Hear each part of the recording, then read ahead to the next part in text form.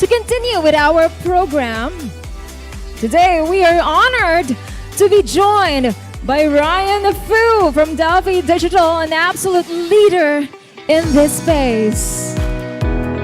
Let's give him a hand, everyone. Right? Nice to have you here, Ryan. All right, so Ryan is also joined by Chun Sim of Binary X, Chase Freo of Op Games, and one of the more outspoken personalities on this topic that actually has first-hand experience. We have Corey Wilton of Mirai Labs. Hello.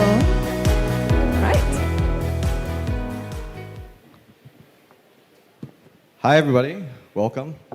So the title of the talk today is which play-to-earn models work best?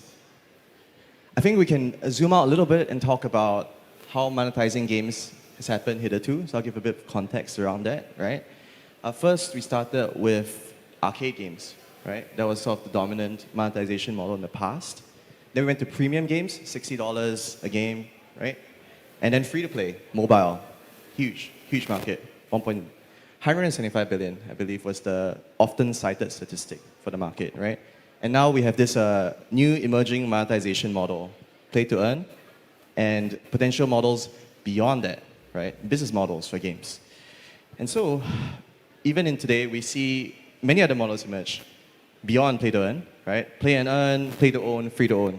But we've gathered a group of panelists here who have deep experience operating play to earn economies, and very excited to hear from them. Yeah, so I'm your host.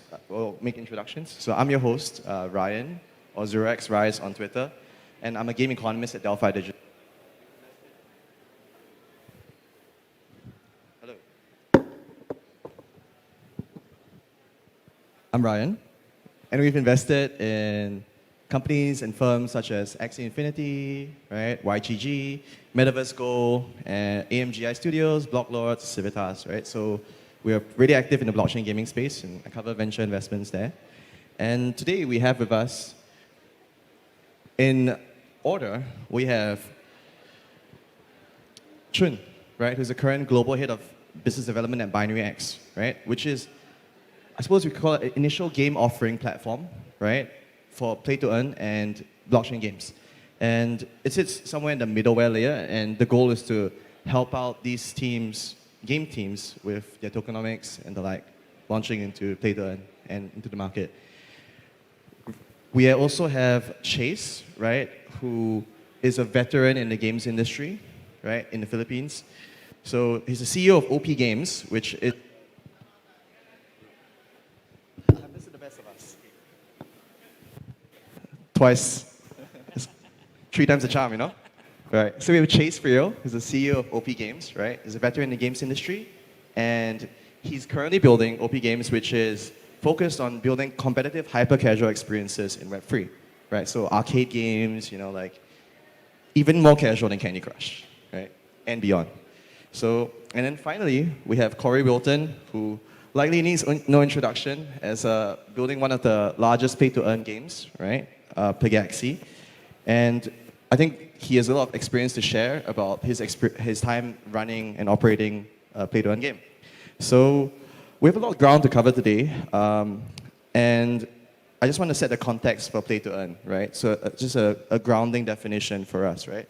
So we define play-to-earn as games where you can earn tokens through your gameplay, right? And then the players, there's a intention when they enter into the game to earn these tokens with the potential of, you know, realizing a future gain, right? So that's, I think, one of the definitions we see sort of play to earn. There's a intention behind it. So with that sort of context, I would like to sort of turn the floor to Corey, right, to start. And, you know, Corey, Pegaxi has been branded as a play-to-earn game, one of the largest ones in the last, well, in the bull cycle, right? I'm curious to hear whether you feel there's a future in the play-to-earn narrative, and if so, why? And if so, why or why not? And how has your take on play-to-earn shifted over time while you're running Pegaxi? Hello. Okay. Thanks for having me, by the way, everyone. I appreciate it. So Yeah, I think our thesis behind most things has changed recently. When we launched, of course, we took a lot of inspiration from Axie, from Zrun. Many of you guys will already know that. And at the time when we launched, it was working. So we looked at Axie, we looked at Delphi's data. We were like, that shit works. Let's send it. Didn't work. But that's okay. We obviously learned a lot at that time. And for us, it seems the data or what the market wants is something a little bit different. I guess a bit of a hybrid, it seems. So I guess the strategy moving forward or the things that we're looking at is taking a bit of a different approach to where I guess fundamentally gaming in Web 2 is not, I wouldn't say changing very much. It's more so just getting bigger because it gets more interesting. The marketing budgets are getting bigger. So fundamentally, what happens in Web 2 probably isn't going to change. We just need to bring what's good and the benefits of Web 3 to something that would work in Web 2. Now, I don't know what that is. I don't think anyone really knows what that is. That's kind of what we're trying to figure out here. So there's a lot of good and a lot of bad happening. But from our side, I think a lot of experiments that you guys would have seen in Pegasus are going to continue to happen with our other titles as well. So yeah, moving forward, again, likely we're going to take a hybrid approach, learn a lot more from Web 2, and drop our ego and admit that Web 2 does pretty damn good at building games. Yeah. Understood. So the goal is to shift towards a hybrid approach. And when you mentioned hybrid, could you specify a bit more like which parts of Web 2 you like to learn from? Because there's the arcade, there's the hyper-casual, there's the casual, mobile. So for us, of course, moving forward, we will focus on mobile casual to mid-core, which is, if you guys are familiar with games such as Arch Hero or Survivor.io, and then with controls similar to like MLBB that you guys would be familiar with. So it's more skill-based casual. So that's a hybrid in one sense, but then obviously when we talk about hybrid with Web3, that's integrating ownership of some sort, NFTs of some sort, we're not sure where. But there's also what we consider like a metagame external to the game. We're not sure what that is. If you guys know Digi, I don't actually, you know how to pronounce their name. Digi Daigaku. That's the one. It's Daigaku. Daigaku is like Right, college. right. Yeah, like Japanese. Goku, like from Dragon Ball Z, something like that. So yeah, obviously they know the metagame, the Web3 metagame really, really well. And that's the way to look at it. Obviously, they're probably building something pretty deadly in the Web 2 space behind the scenes. And we think that's going to be, I would say, the way forward. But again, that hybrid, I'm not sure what it is. And I think it's going to be something different in 6 months, the way the space goes. It's always evolving. Chase, CP, would you like to weigh in as well on the future of Yeah. Play-to-Earn? How are you seeing Play-to-Earn evolve? Yeah, I think as Corey mentioned, there were a lot of like successes in the early days of Play to Earn, and that kind of like molded the way games are created, both on the gameplay side of things as well as on the economic modeling side of things as well. And because of that, it also molded the kind of players in terms of motivation, in terms of intent, as to what kind of gameplay and what kind of rewards they can reap from the game itself. So it's not just one thing. It's a combination of a lot of different things. When you build a game in a specific fashion, that also comes along with a monetization path that's also, adjacent to the game itself. And it also attracts individuals and players that have a specific motivation on why they want to play the game. And during that period of time, Play to Earn was all about me coming in, playing the game, but at the same time earning money. It's a bonus if I'm having fun, right? But a lot of times people are kind of like more into the financial aspect, the financialization and the rewards that comes along with it. And I think that we're kind of like rebuilding that notion, because the moment we change the gameplay or the types of games that we create and the way we monetize the game, we also changed the expectations in terms of like how players would be able to actually reap the benefits of the rewards that comes along with it. And so it becomes less financialized and more focused on the gameplay, on how fun it could be. Wherein that experience, you can lose yourself for hours and continuously play the game without necessarily expecting that specific payout at the end. I think that's kind of like what's happening in the previous life cycles of games in the past. I mean, I don't know, like who plays World of Warcraft here? Like I suppose like a lot of people are playing World of Warcraft. Well, not a lot of people, but like some of the 5 people in the audience. But in World of Warcraft, there's a huge chunk of players that are playing the game because they love it, right? But there's a couple of players, a certain percentage of them, are actually gold farming.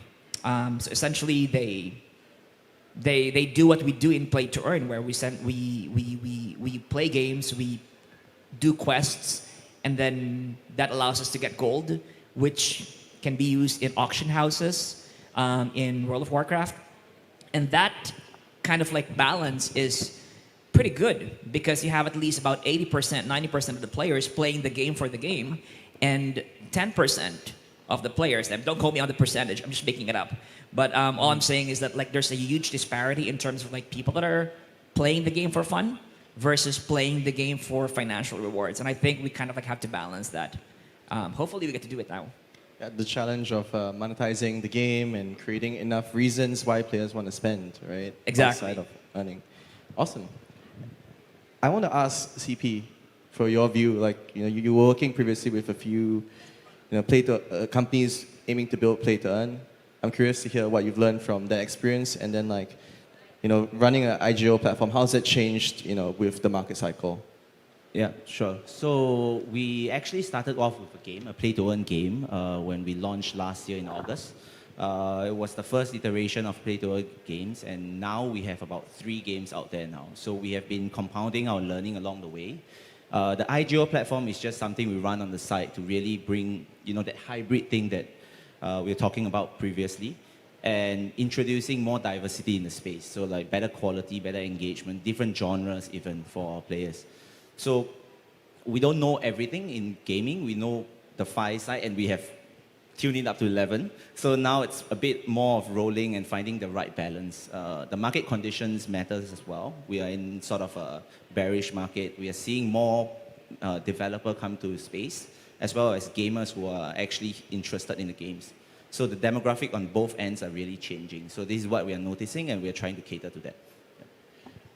I'm interested to dig a bit deeper, right? Because we discussed a bit about the market cycle, right?